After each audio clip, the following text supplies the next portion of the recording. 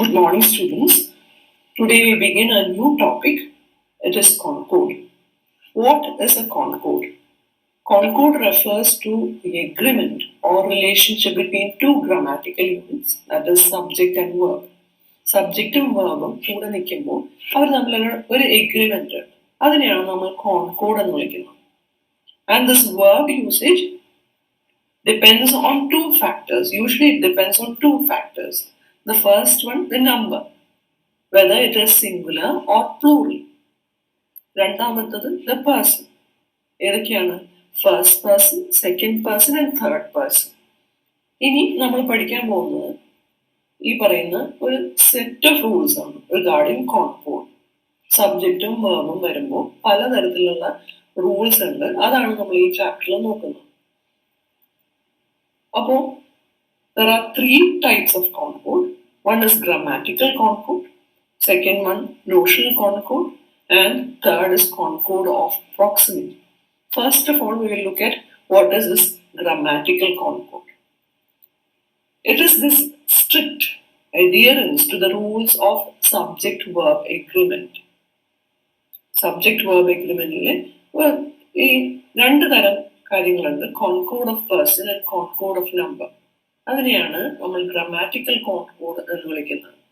ആദ്യത്തെ നമ്മൾ എല്ലാവർക്കും അറിയാവുന്നതാണ്. This is the rule number 1. That is the first person ആരൊക്കെയാണ്? ഐ, വി, അല്ലെങ്കിൽ second person you, third person they. അവര് വന്നു കഴിഞ്ഞാൽ they always take plural forms of verbs. Like I write the answer. We write the answer. You write the answer.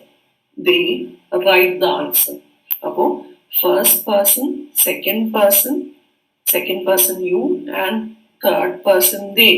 അവരെല്ലാം വന്നാലും verb ഇവിടുത്തെ right ആണ്.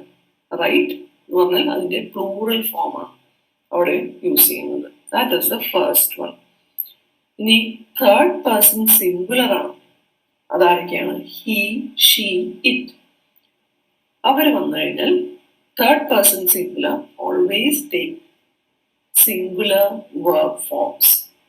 Like he writes blogs, she writes blogs, it writes well even on rough surfaces. ഇതാണ് ആദ്യത്തെ rule, concord of person. First person, second person, third person always take plural form of verbs. Third person singular takes singular verb forms. ഇനി when the verb be is used, be എന്ന് പറയുന്ന verb വരുമ്പോൾ first person ആണെങ്കിൽ നമുക്കറിയാം I is always followed by am or was. You can use verb in conditional clauses. For example, if it is like, if I were a bird, I would fly. അവിടെ മാത്രമാണ് നമ്മൾ verb use ചെയ്യുന്നത്. അല്ലെങ്കിൽ നമ്മൾ ഐയുടെ കൂടെ എപ്പോഴും we use I am or I was. ഇനി സെക്കൻഡ് പേഴ്സൺ ആകുമ്പോൾ second person you is always followed by are or were. Are or were. You are, you were. The third person singular, that is he, she, it. They are followed by is or was. He is, she was, it is, it was. And third person plural they. അത് എപ്പോഴും കൂടെ വരുന്നത് they were. They was എന്ന് പറയില്ല, they is എന്ന് പറയില്ല. It is they are or they were. So this is the rule related to concord of person. Now concord of number. എങ്ങനെയാണ് concord of number? ഇങ്ങനെയാണ്. If the subject is singular, the verb is singular. And if the subject is plural, the verb is plural. For example, look at this one. ഇതിലെല്ലാം singular subject ആണ്. A cow gives milk. A lion roars. He likes music. She sings well. This book is good. That mango is bad. എല്ലാം singular subject ആണ്. Cow, lion, he, she, book, mango. അപ്പോൾ അങ്ങനെ വരുമ്പോൾ അതിന്റെ അടുത്ത് വരുന്ന verb, it will always take this singular form. A cow gives the singular form of give എന്ന് പറയുന്ന verb-ന്റെ singular form ആണ് gives. Roars, likes, sings, is. അപ്പോൾ അവിടെ എല്ലാം verb form എന്ന് പറയുന്നത് സിംഗുലർ ആണ്. സിംഗുലർ സബ്ജക്റ്റ് ആണെങ്കിൽ സിംഗുലർ verb ആണ്. അടുത്തത് പ്ലൂറൽ സബ്ജക്റ്റ് ആണെങ്കിൽ പ്ലൂറൽ verb ആണ് യൂസ് ചെയ്യുന്നത്. Cows give milk. Lions roar. They like music. They sing well. These books are good. Those mangoes are bad. അപ്പോൾ ഇതിനകത്ത് പ്ലൂറൽ സബ്ജക്റ്റ് ഏതൊക്കെയാണ്? Cows, lions, they, books, mangoes. അപ്പോൾ അതിന്റെ കൂടെ വരുന്ന verb give ആണ്. Verbന്റെ plural form roar, like, sing, books are, mangoes are. So this is one of the important rules. That is, if the subject is singular, the verb is singular, and if the subject is plural, the verb is plural. അതാണ് grammatical concord. അതായത് അതിൽ രണ്ട് തരം കോൺകോഡാണ് ഉണ്ടായിരുന്നത്, concord of person and concord of number. ഇനിയുള്ളത് notional കോൺകോഡാണ്. ഇവിടെ it says, irrespective of the grammatical number of the noun, the English language sometimes allows for interpretational usage of subject-verb accord. Meaning takes precedence over the form of the word. അപ്പോൾ ഇവിടെ നമ്മൾ meaning നോക്കിയാണ്, form അല്ല നോക്കുന്നത്. Singular ആണോ, plural verb ആണോ, singular subject ആണോ എന്നുള്ളത് ഇവിടെ നോക്കുന്നത് മീനിങ്. ഫോം വെച്ചല്ല നോക്കുന്നത്, മീനിങ് വെച്ച് നോക്കുമ്പോഴാണ് നമ്മൾ ഈ പറയുന്ന നോഷണൽ കോൺകോഡിലുള്ള റൂൾസ് അപ്ലൈ ചെയ്യും. ഇതിലെ ഓരോ സെന്റൻസും ഓരോ എക്സാമ്പിളും നോക്കുമ്പോൾ it will be clear. First one. So this is rule number 3. When there is a collective noun. When collective noun is subject, it is treated as a singular. It is thought of as a whole or a single entity. If the subject stands for the individual items or members that form the group, then it is treated as plural. എന്താണ് പറഞ്ഞു വരുന്നത്? Look at this example. The committee has taken a decision. The committee are divided in their views. ഇവിടെ collective noun എന്ന് പറയുന്നത് ഏതാണ്? കമ്മിറ്റിയാണ്.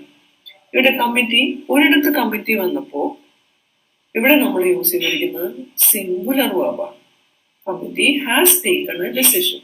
അടുത്ത സെന്റൻസിൽ അതേ കമ്മിറ്റി വന്നപ്പോൾ നമ്മൾ we used plural verb, the committee are. അപ്പോൾ അതാണ് ഇവിടുത്തെ rule.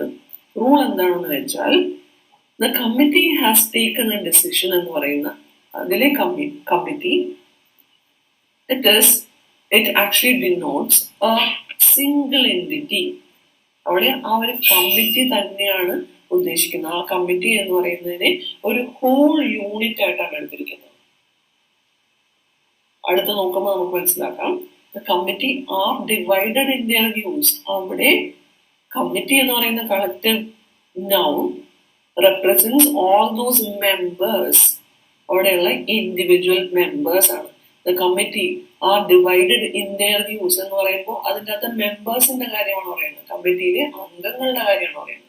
The committee has taken a decision എന്ന് പറഞ്ഞാൽ അത് ഒരു ഹോൾ യൂണിറ്റ് ആയിട്ടാണ് പറയുന്നത്. Hope it is clear. Look at the other example. Our team is playing today. അതിൽ കളക്റ്റീവ് നൗൺ എന്ന് പറയുന്ന ടീമാണ്. ആദ്യത്തെ സെന്റൻസിൽ അത് ആ ടീമിന് ഒരു ഹോൾ യൂണിറ്റ്, ഒരു സിംഗിൾ എൻറ്റിറ്റി ആയിട്ടാണ് കാണുന്നത്. അതുകൊണ്ട് we use singular verb Our team is playing today. The team are taking rest now. അത് ആ ഒരു ഹോൾ യൂണിറ്റിനെയല്ല ഉദ്ദേശിക്കുന്നത്. അവിടെ നമ്മൾ പറയാൻ ശ്രമിക്കുന്നത് ഈ പറയുന്ന ഇൻഡിവിജ്വൽ മെമ്പേഴ്സ് ആണ്. അവിടുത്തെ മെമ്പേഴ്സ് ആണ് അവിടെ റെസ്റ്റ് എടുക്കുന്നത്. അതുകൊണ്ടാണ് അവിടെ the team are taking rest now. അടുത്ത നോക്കൂ, the clergy is not to blame. The clergy are against the new law. അപ്പോ ആദ്യത്തെ ക്ലർജി എന്ന് പറയുന്ന ആ ഒരു കളക്റ്റീവ് നൗണിനെ ഒരു ഹോൾ യൂണിറ്റ് ആയിട്ടാണ് എടുത്തിരിക്കുന്നത്. അവരുടെ ആ ഒരു സിംഗിൾ എൻറ്റിറ്റി ആയിട്ടാണ്, ആ ഒരു ഗ്രൂപ്പായിട്ടാണ് എടുത്തിരിക്കുന്നത്. അടുത്തതാണെങ്കിൽ the clergy are against the new law എന്ന് പറഞ്ഞു കഴിഞ്ഞാൽ അതിലെ ഓരോ മെമ്പേഴ്സിന്റെ കാര്യമാണ് അവിടെ ഉദ്ദേശിക്കുന്നത്. അപ്പോൾ അവിടെ plural verb. So that is the third rule, collective noun. When collective noun is subject, it is treated as singular. When it is thought as a whole or a single entity, and if the subject stands for the individual items or members, then it will take plural verb. Now, rule number 4, fraction and percentage. If a singular noun comes after this fraction or percentage, it takes a singular verb. And if a plural noun comes after it, it takes a plural verb. Above example noka, fraction, 3/4 of the hostel has been occupied. 3/4 of the guests have checked out. Above ഇവിടുത്തെ fraction എന്ന് പറയുന്നത് 3/4 ആണ്. അതിനുശേഷം വരുന്ന noun ഏതാണെന്ന് നോക്കാം. ഹോസ്റ്റലാണ്. ഇവിടെ വരുന്നത് ഗസ്റ്റ് ആണ്. അപ്പോ ആദ്യത്തേല് സിംഗുലർ നൗൺ ആണ്, അടുത്തതില് പ്ലൂറൽ നൗൺ ആണ്. അപ്പോ ഫ്രാക്ഷനോ പെർസെൻറ്റേജോ അല്ലെങ്കിൽ 95% of the hostel has been occupied or 60% of the guests have checked out. അപ്പോൾ ഏത് തരം ഫ്രാക്ഷനോ പെർസെൻറ്റേജോ വന്നോട്ടെ അതിൻ്റെ അടുത്ത് വരുന്നത് സിംഗുലർ നൗൺ ആണെങ്കിൽ സിംഗുലർ വേർബ് വരും, പ്ലൂറൽ നൗൺ ആണെങ്കിൽ പ്ലൂറൽ വേർബ് വരും. ഫ്രാക്ഷനും പെർസെൻറ്റേജും ആയിക്കോട്ടെ, ഈ പറയുന്ന അതിൻ്റെ അടുത്തിരിക്കുന്ന നൗൺ ഏതാണോ അതിനനുസരിച്ച് വേർബ് വരണം. സിംഗുലർ ആണെങ്കിൽ സിംഗുലർ വേർബ്, പ്ലൂറൽ ആണെങ്കിൽ പ്ലൂറൽ വേർബ്. ഇനി ചില പ്ലൂറൽ നൗൺസ് ഉണ്ട്, they are treated as singular. For example politics, civics, economics, measles എന്നൊക്കെ പറയുന്നത് അതിനൊരു പ്ലൂറൽ ഫോമാണ്. എസ് ചേർത്തുകൊണ്ട് അതിനൊരു പ്ലൂറൽ ഫോമാണുള്ളത്. പക്ഷേ അങ്ങനെ വന്നാലും ഈ പറയുന്ന നൗൺസിനെ you treat it as singular. For example politics have എന്നൊരിക്കലും പറയില്ല, എസ് ഉള്ളത് കൊണ്ട് അത് പ്ലൂറൽ അല്ലേ എന്നുള്ള ഓർക്കില്ല. It is treated as singular noun. Politics has never been my favourite topic for conversation. Measles is no longer a fatal disease. അപ്പോൾ അവിടെ ചില നൗൺസ് പ്ലൂറൽ ഫോം ഉണ്ടാവും, പക്ഷേ it is considered as singular and it will take singular verb. So that is rule number 5. Rule number 6 related to concord of proximity. എന്താണ്? It is the principle of selecting a verb form that agrees with the noun that is nearer to the verb rather than the more distant singular noun in the sentence. അപ്പോൾ ഇത് വേർബിന്റെ എന്ന് പറഞ്ഞു കഴിഞ്ഞാൽ ഒരു വേർബിന്റെ അടുത്ത് നിൽക്കുന്ന ഏതാണോ നൗൺ അത് സിംഗുലർ ആണെങ്കിൽ സിംഗുലർ വേർബ് വരും, പ്ലൂറൽ ആണെങ്കിൽ പ്ലൂറൽ വേർബ് വരും. അതിന് മുന്നിൽ നിൽക്കുന്ന ആ ഒരു നൗണിനെ നമ്മൾ കാര്യമായിട്ട് എടുക്കാതെ ഏതാണോ വേർബിന്റെ അടുത്ത് നിൽക്കുന്ന നൗൺ ആ നൗണിനെ നമ്മൾ പരിഗണിക്കും. For example, a band of musicians were performing. അവിടെ നമ്മള് രണ്ട് നൗൺ ഉണ്ട്, ബാൻഡ് ഉണ്ട്, മ്യൂസീഷ്യൻസ് ഉണ്ട്. അപ്പൊ നമ്മൾ പറഞ്ഞ റൂൾ എന്താണ്? ഈ പറയുന്ന വേർബിന്റെ അടുത്ത് നിൽക്കുന്ന ആരാണോ, അപ്പോൾ ബാൻഡ് എന്ന് പറയുന്ന ഒരു സിംഗുലർ നൗൺ ആണ്, അടുത്ത് നിൽക്കുന്ന മ്യൂസീഷ്യൻസ് എന്ന് പറയുന്ന ഒരു പ്ലൂറൽ നൗൺ ആണ്. അപ്പോ ഏതാണ് ഫോം എടുക്കുന്ന പ്രോക്സിമിറ്റി എന്ന് പറഞ്ഞാൽ അടുപ്പം, അതാണ് പ്രോക്സിമിറ്റി. അപ്പോ ഈ പറയുന്ന വേർബ് ആരുടെ കൂടെ നിൽക്കും? ഈ അടുത്ത് നിൽക്കുന്ന ആളുടെ കൂടെ നിൽക്കും എന്നുള്ളതാണ്. അപ്പോൾ അടുത്ത് നിൽക്കുന്ന ആള് പ്ലൂറൽ ആണെങ്കിൽ it will take plural form. Verb will take plural form. വേറൊരു റൂൾ എന്ന് പറയുന്നത് when the noun phrases differ in number, the principle of proximity decides the concord. അവിടെയും അത് തന്നെയാണ്. രണ്ട് നമ്പറിലുള്ള വിചാരിച്ചോ, ഈ പറയുന്ന 1 or 2 persons. അപ്പോ ഇത് സിംഗുലർ നൗൺ ആണ്, ഇത് പ്ലൂറൽ നൗൺ ആണ്. അപ്പോ ആരാണ് അടുത്ത് നിൽക്കുന്നത്? പറയുന്ന 2 persons ആണ് അടുത്ത് നിൽക്കുന്നത്. അതിനനുസരിച്ച് പ്ലൂറൽ വേർബ് ആയിരിക്കും വരുന്നത്. ഈ പറയുന്ന 1നെ നോക്കാൻ നിൽക്കണ്ട. അടുത്ത ആരാണോ നിൽക്കുന്നത് 1 or 2 persons എന്ന് പറയുമ്പോൾ അടുത്ത ആരാണോ, വേർബിന്റെ അടുത്ത ആരാണോ നിൽക്കുന്നത് ആളുടെ കൂടെ, ആ ആള് പ്ലൂറൽ ആണെങ്കിൽ it will take plural form, singular ആണെങ്കിൽ it will take singular form. ഇനി കുറച്ച് എക്സെപ്ഷണൽ കേസസ് ഉണ്ട് related to either or, neither nor subjects, double and multiple subjects, the provisional subject it, introductory adverbs here and there, subject verb complement balance. ഇതെല്ലാം ഈ പറയുന്നതിനോട് ചേർന്ന് കുറച്ച് set of rules ഉണ്ട്, അത് നമുക്ക് നോക്കാം. either or, neither nor subjects അങ്ങനെ വന്നു കഴിഞ്ഞാൽ എങ്ങനെയാണ് റൂൾ വരുന്നത്? In sentences containing the words either or, either nor, there is no confusion if both the subjects are of the same person and number.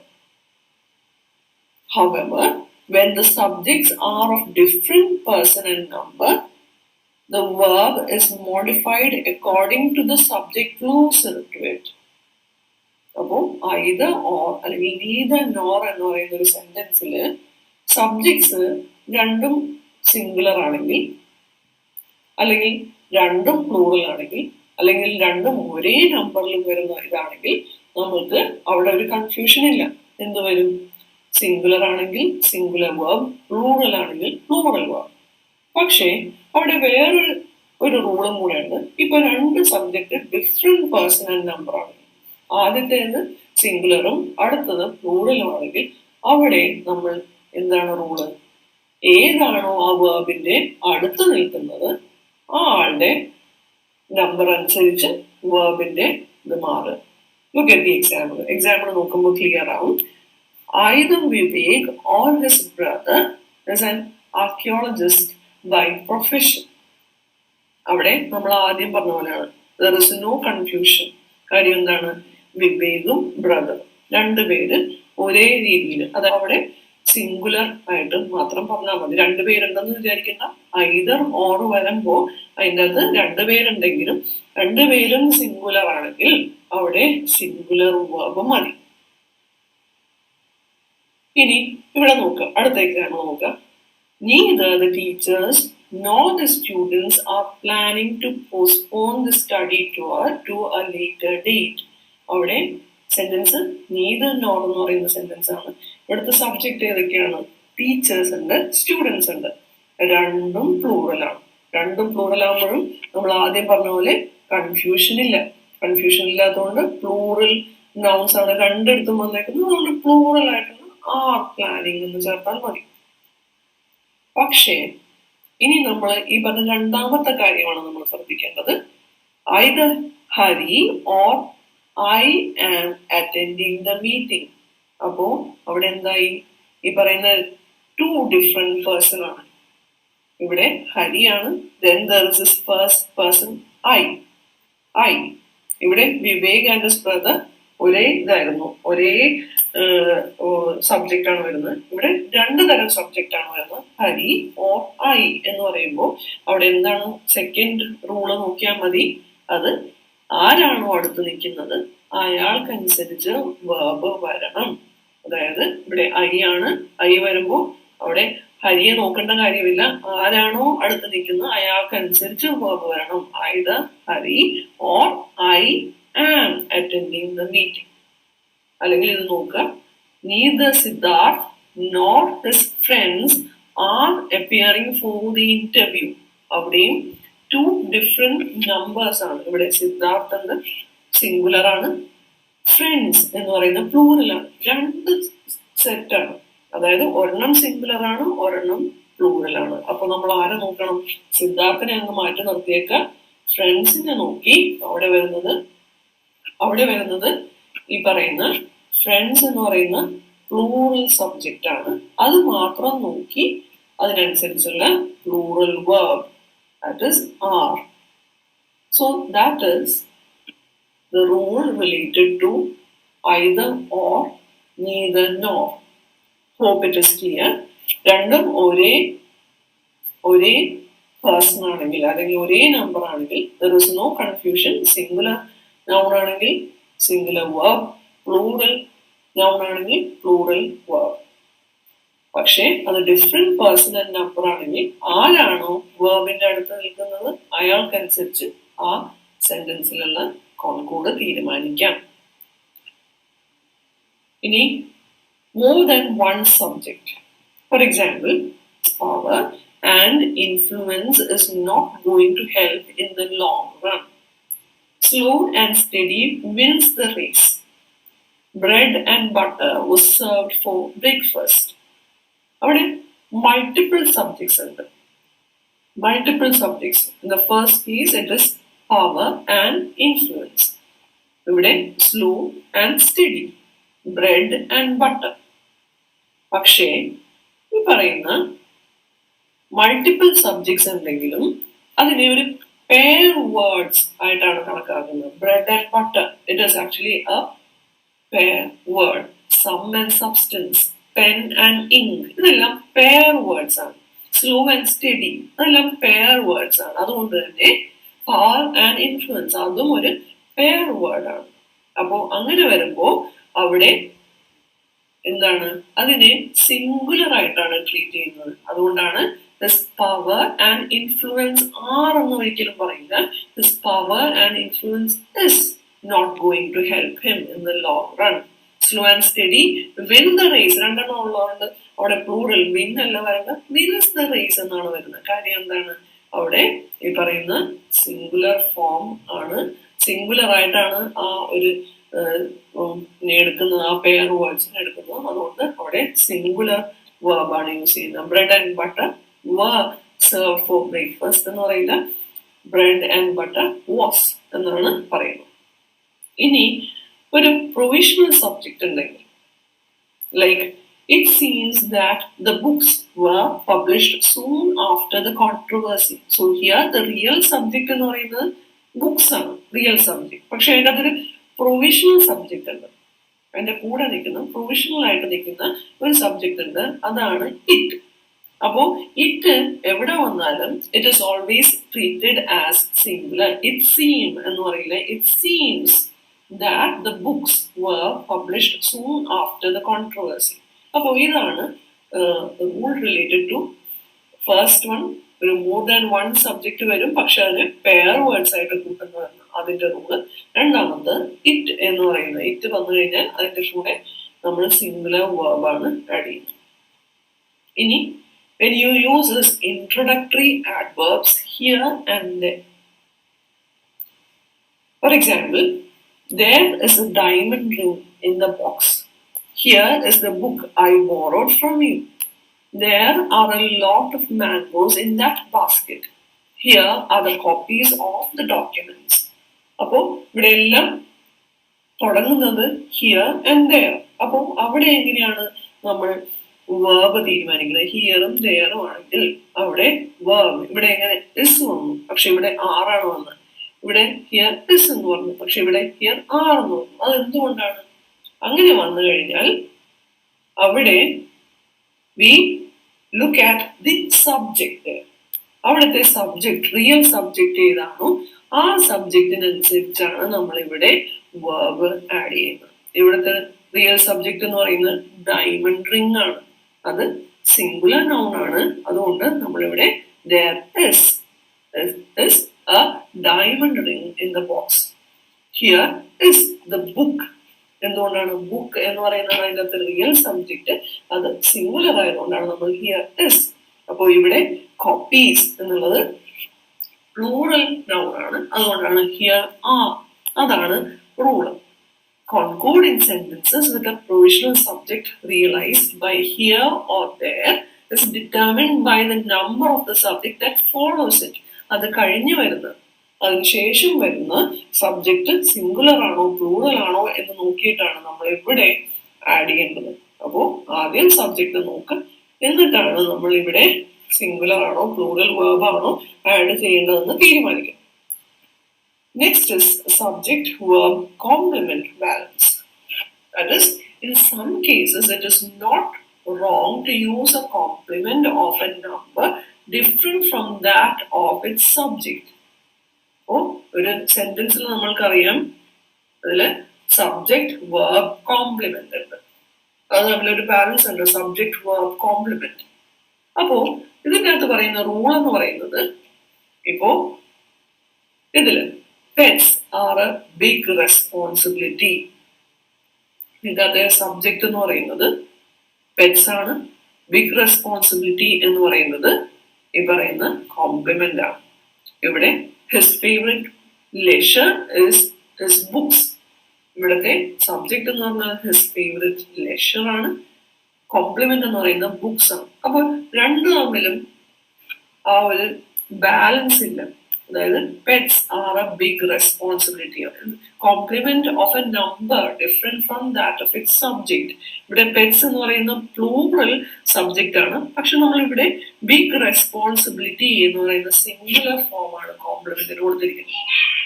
ഇവിടെ സബ്ജക്ട് എന്ന് പറയുന്നത് his favourite leisure ആണ്, അത് സിംഗുലർ സബ്ജക്റ്റ് ആണ്, പക്ഷെ ഇവിടെ complement എന്ന് പറയുന്നത് പ്ലൂറൽ ആണ്. അത് തെറ്റല്ല എന്നാണ് പറഞ്ഞു വരുന്നത്. ഹിസ് ഫേവറേറ്റ് ലെഷർ ഇസ് എന്ന് പറഞ്ഞാൽ മതി, pets are a big responsibility എന്ന് പറഞ്ഞാൽ മതി. So these are the basic rules related to concord. Hope it is clear. ഇത് ഇവിടെ തീരുന്നില്ല, ഇനി കുറച്ച് റൂൾസും കൂടെ ഉണ്ട്. We will discuss it in our next class. If you have any doubts, please feel free to contact me. Thank you. Have a nice day.